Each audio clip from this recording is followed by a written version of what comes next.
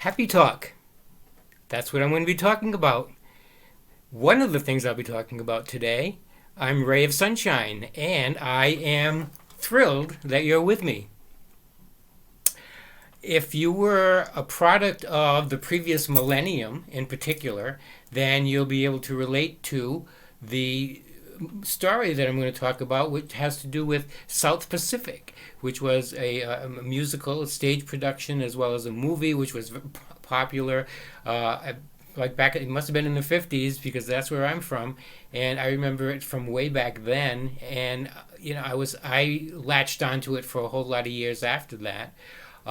But what's interesting about that theme, happy talk, keep talking happy talk. Talk about things you like to do. You gotta have a dream. If you don't have a dream, how are you going to make a dream come true? To me, that talks about the new world that we're stepping into.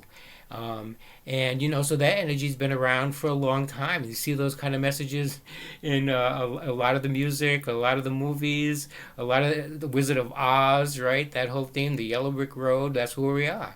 This is our Yellow Brick Road, and we're just at the beginning there, you know? You know that little part in the beginning where it's like a curly thing, that point? Well, that's where we are. We're starting out with that.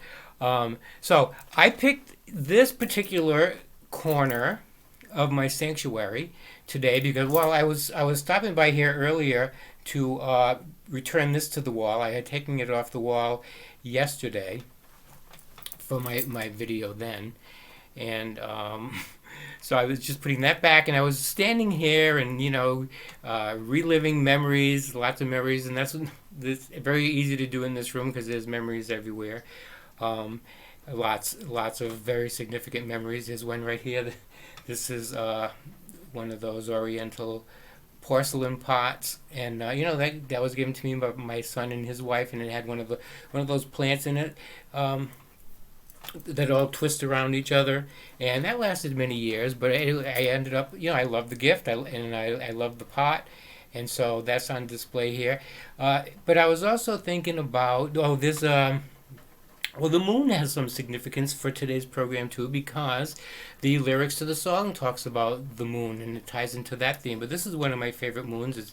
It's all made out of copper. I don't really know where it came from. It used to be on some kind of a stand, like a garden ornament or that kind of thing. But anyway, I fell in love with it and I put my twinkle lights on there. And I love the dark blue color. That's one of my favorite colors.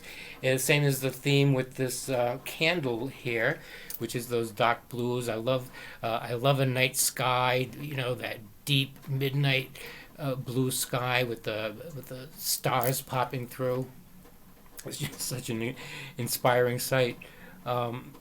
So there was, they had that going on over here in this corner, and these images behind me kind of look a little bit religious, which brought up a lot of memories for me as well. Not that I'm necessarily religious, but I've had my spurts of it over the years, and I was born into Roman Catholic family, and at a very young age, 5, 6, I started playing priest, and I don't know where that came from. I don't think I spent a whole lot of time in church back then, but I've always had this feeling that it just kind of like bubbled up inside of me, like things bubble up inside of me, inside of all of us, right? So it just kind of bubbled up, and back then I was serious about it. I had the whole altar with the altar cloths and the tabernacle with the cover for that. My mother and my grandmother were both seamstresses. They sewed all their own outfits and stuff like that, and they were really good at it. And so they made me all the vestments and stuff. I had the undergarments and the overgarments and the round the neck garments and on the head and all that kind of stuff, and all the stuff for the altar and the tabernacle and the chalice, and I made hosts. So I played that for a long time when I was a kid. With the idea that maybe I'd want to be a priest someday, and actually ended up going to the seminary, and that's when I figured out that wasn't going to be for me. So here you have not Father Ray, but Ray of Sunshine. But one time, well, actually, a number of times in my life, I was Father Ray for one reason or another. But one time, my husband Sid and I got dressed up for Halloween, and we went to the casino. So he was Dracula, and he had the cape with the big collar on it, and the fangs and the makeup and the whole thing. And I was Father Ray. I had a monk's robe that was an official robe from someone who I know, who was in the order, and had that robe hanging around. So I adopted it, and actually it belonged to Sid, and it looked really good on Sid because Sid fit all kinds of roles. He looked like an official brother. He had the curly hair, and it fit him perfect. But anyway, that's what I used for that particular event at the casino. And as I'm sitting there playing the slot machine, people are coming up to me. Excuse me, Father, can I give you my confession? And I'd be playing the machine, and I'd say, yes, my child. And they tell me whatever it is, some infidelity. I had quite a few people that came up to me, telling me about my sister who's been sick. She's had cancer, and can you pray for her and that sort of stuff. So that kind of went on all night until I had enough and off with the robe. And I don't even know if I told you, because you lose when you do these recordings over and over again. You kind of lose track of where you're up to when. But anyway, on my previous recording to this one of this particular, I think number 6 maybe. That was at the end. I collapsed, and I said, "You know what? I'm getting through this one way or the other. I'm sticking with this program, and I will be publishing this video number 6." And it's going to happen sometime today. And that's when I decided. That's when I said, so what seems to be the problem here? And not so much that there was a problem, but maybe just a little bit of a lack of confidence, a little bit of a lack of self-assurance, a little bit of a lack of even enthusiasm, because of a little bit of nervousness about it.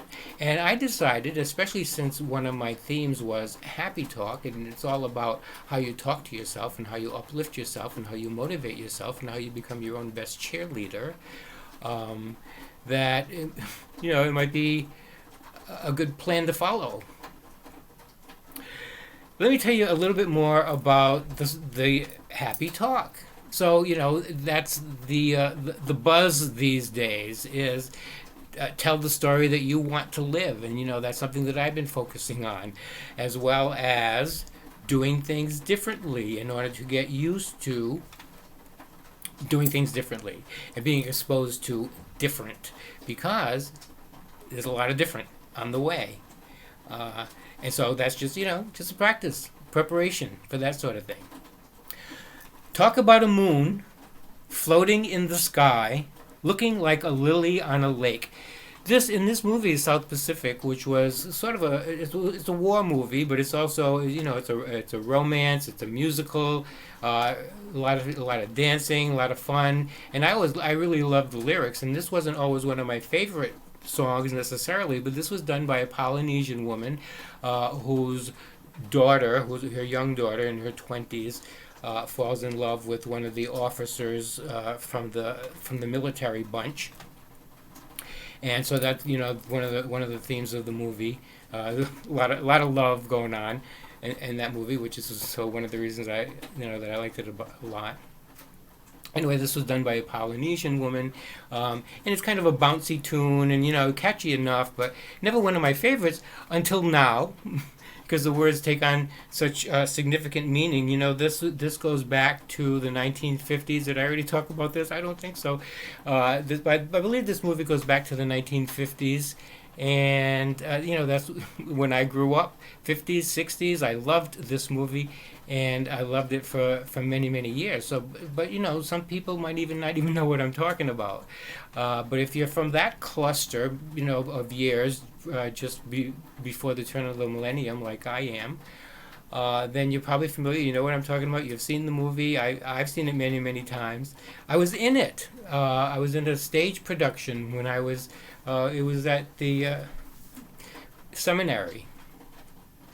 Did I already tell you I was in the seminary? Did I already talk about this? With the being, yes, I already talked about that. The priest thing, and oh yeah, the fact that bubbles up, just like lots of things bubble up. And I think that's the same thing that's what's going on now in this new energy and discovering who we are. But I think it's bubbling up in a little bit of a different way. I've become acclimated with different things along the course of my life, things that you're just naturally good at. My husband Sid was like that. He was an amazing person. And the really interesting thing about Sid is that he couldn't read. And when he was in grammar school, they didn't have special ed. They didn't have IEPs. They didn't have all that kind of stuff. They didn't even have the lingo. They had the back seat in the row in the classroom where you sat when you couldn't learn, when you're not able to learn how to read, and just shut up there and be quiet and don't bother me. So that's an era that Sid was from. And he went, no matter what we tried, we tried different programs, we tried different teachers, we tried different approaches, we tried, and we tried, and we tried. For all those, we were together for almost 20 years, and I tried it, and the guy he was with, the man he was with for 31 years before he was with me, tried with him. And Bob was also a teacher type person, and he was very patient, and Sid learned so much from him. But Sid couldn't read, and he couldn't learn how to read, because he was told, you can't learn how to read. And he said to himself, I can't learn how to read. And then, next time it came up, he said, I can't learn how to read. I can't learn how to read. I can't learn how to read. And he couldn't learn how to read, and so he never did. But he had, amazing abilities, especially, and with his hands, he would do things. He did all kinds of crazy things. He did sewing and rug hooking and knitting and crocheting and painting and just amazing things. Where did that all come from? Bubbled up from somewhere.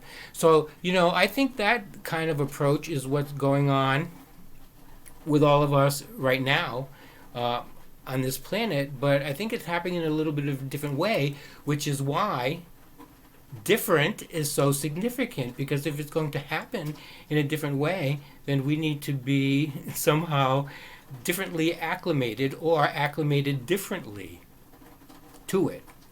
And what does that mean exactly? Well, I don't really know, but I know that the different that's coming up is different, and in order to maybe ease into that shift a little more smoothly, the idea of being comfortable with different might be a good idea.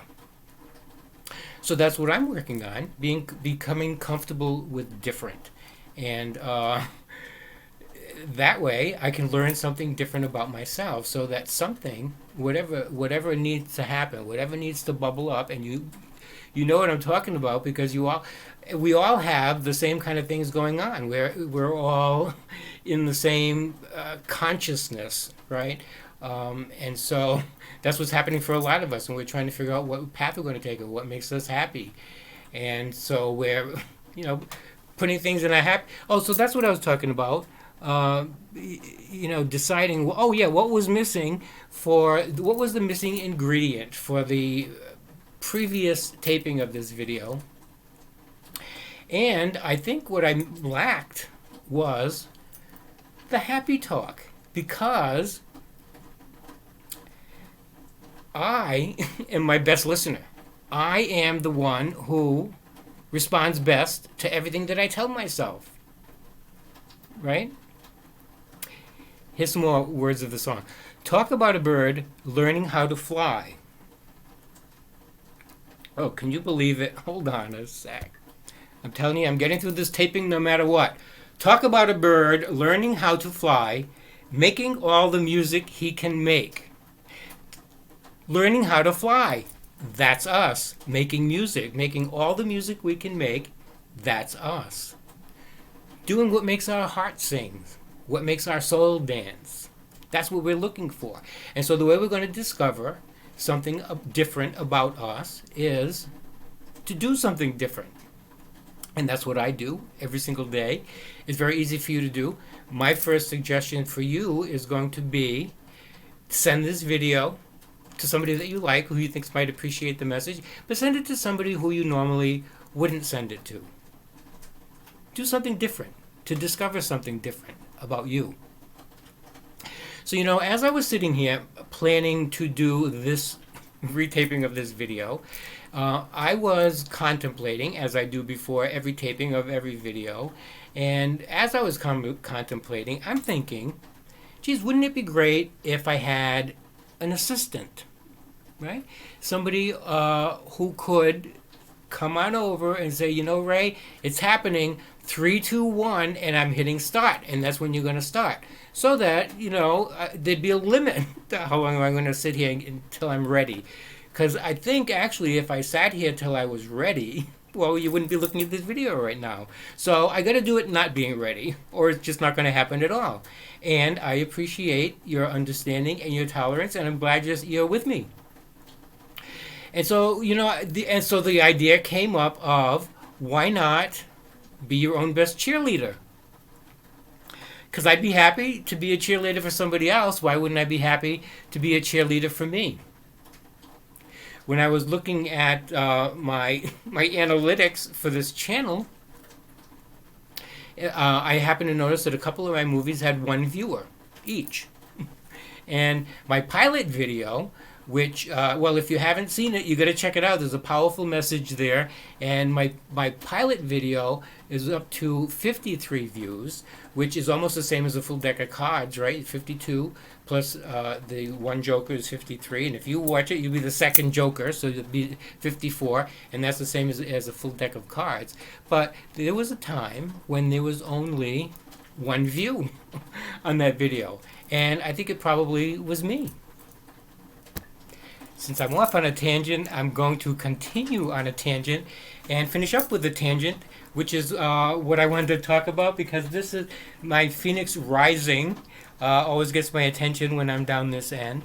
And the Phoenix Rising, for me, it has a personal message, the Phoenix rising from the ashes, as it does for everybody. And I think particularly in this time, it kind of represents everybody on this planet. The Phoenix rising from the ashes. Transforming, taking a step over the bridge into the New World energy. We're coming out of hundreds of thousands of decades of darkness and into the light.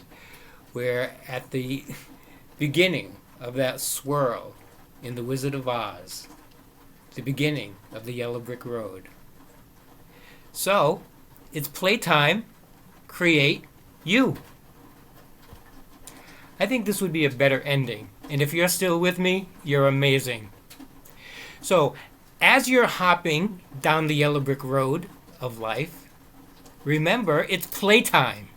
Create you.